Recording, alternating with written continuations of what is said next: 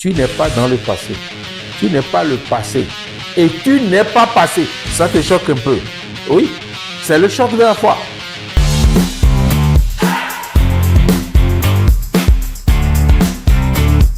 Chers amis de la joie du temps, que cette grâce demeure en toi.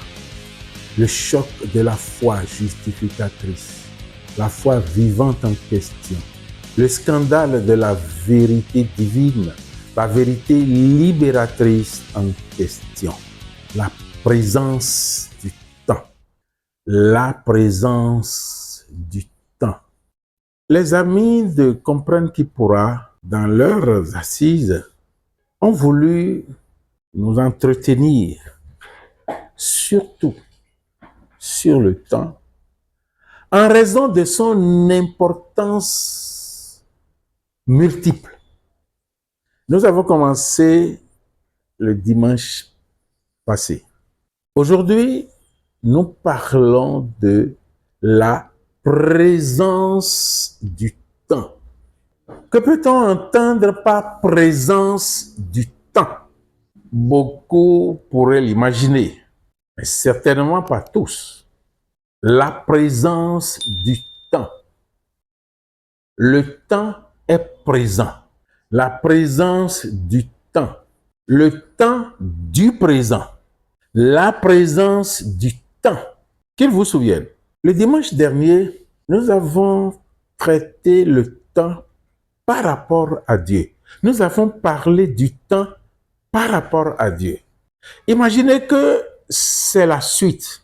La présence du temps. Le temps est présence. Le temps est présent. Entendez la chose tout simplement comme ça, sans aller chercher loin. Et quand cela s'entend comme ça, on entend aussi temps comme temps d'un verbe. Le temps présent. La présence du temps. Le temps est présent. Mais ce thème est à comprendre davantage. Ils n'ont pas voulu retenir le présent éternel. Sinon, on parlerait du présent éternel du temps ou de Dieu. Le présent éternel du temps ou de Dieu.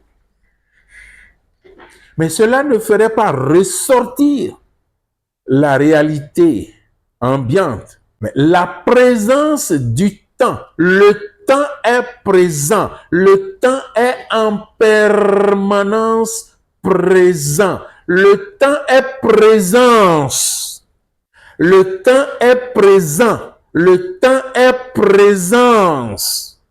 Toi qui t'intéresses non seulement au temps, mais un peu à la métaphysique, un peu à Dieu, parce que Dieu est totalement métaphysique, totalement un concept métaphysique. Si tu te dis connaître Dieu, habitué à Dieu, et ne pas être dans la métaphysique, tu te trompes. Voilà l'élément fondamental qui va t'aider à demeurer dans la métaphysique et à mieux saisir Dieu. La présence du temps, c'est-à-dire le temps présent, le temps est présent, le temps est présence, le temps est présence. Cela signifie que tout ce qui est autour de toi exprime temps. Tout ce qui est autour de toi s'exprime dans le temps. Tout ce qui est autour de toi est exprimé par le temps. C'est ça, le temps est présence. C'est beaucoup plus large que le temps est présent. Quand bien même, c'est du temps présent qu'il s'agit. La présence du présent, du temps. C'est ça. Si toi-même, tu vis le temps, tu n'existes que par le temps. Tu n'existes que par ce que tu ne connais pas, ce que tu ne vois pas, et qui te fait, et qui possibilise tout en toi. Tu comprends mieux ce que comprendre qui pourra veut bien te dire. Comment te considères-tu? À la suite de ce que nous avons traité le dimanche passé, la semaine dernière, tu comprends que la présence du temps veut t'amener à t'appréhender, à te saisir davantage et à saisir Dieu que tu penses comprendre. Car on t'a dit que sans le temps, tu ne peux pas croire en Dieu comme cela se doit. Toi, tu es dans le temps. Et le temps présent est le temps de Dieu.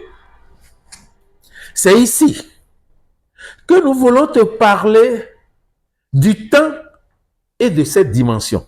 Généralement, on parle des dimensions du temps en évoquant le passé, le présent et le futur. Et tu sais que Dieu n'est pas dans le passé. Dieu n'est pas le passé. Dieu n'est pas passé. On s'entend. Dieu n'est pas dans le passé.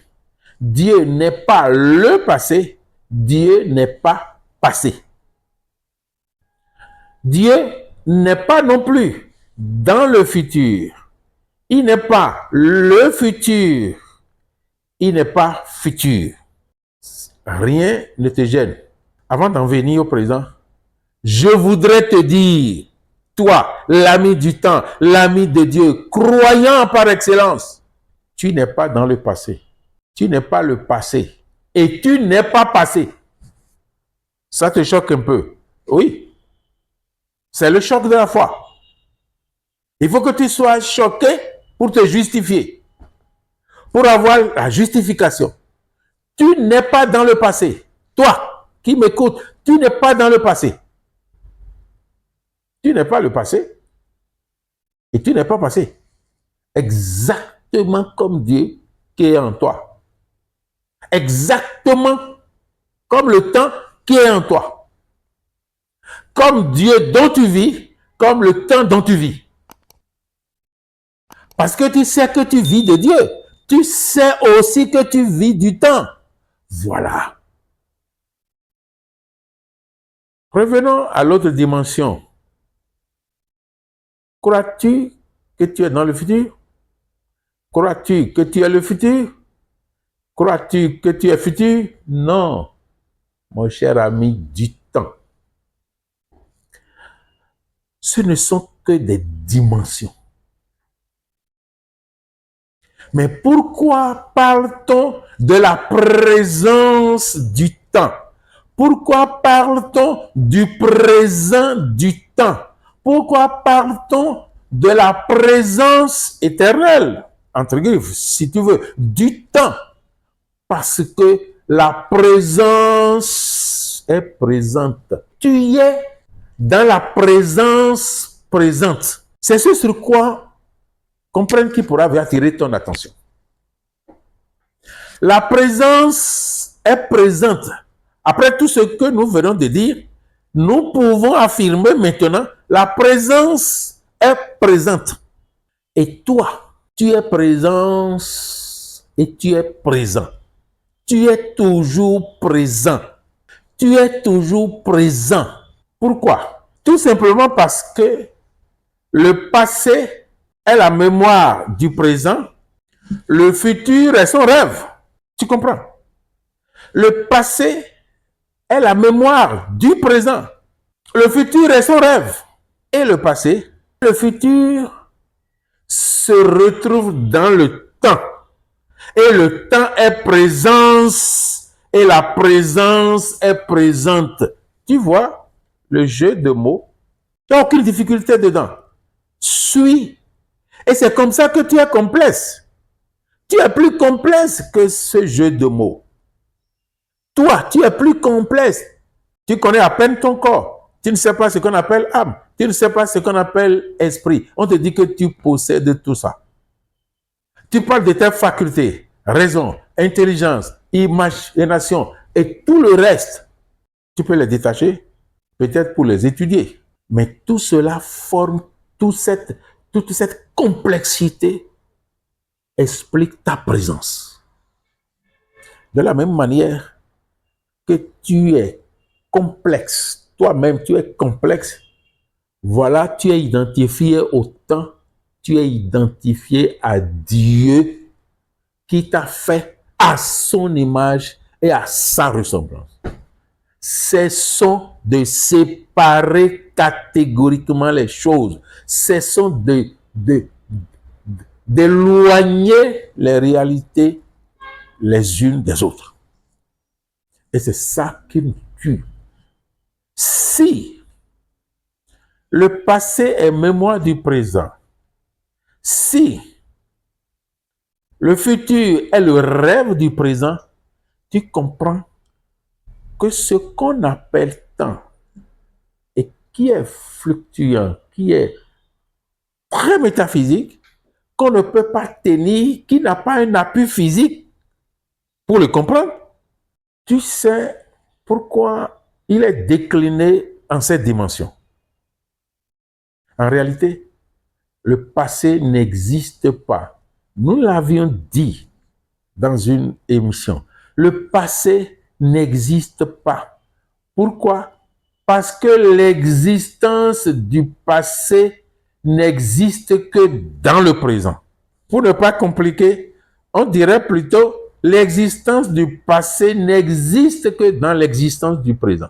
Parce que c'est aujourd'hui, maintenant là, que tu as souvenance du passé et tu ramènes le fait ici.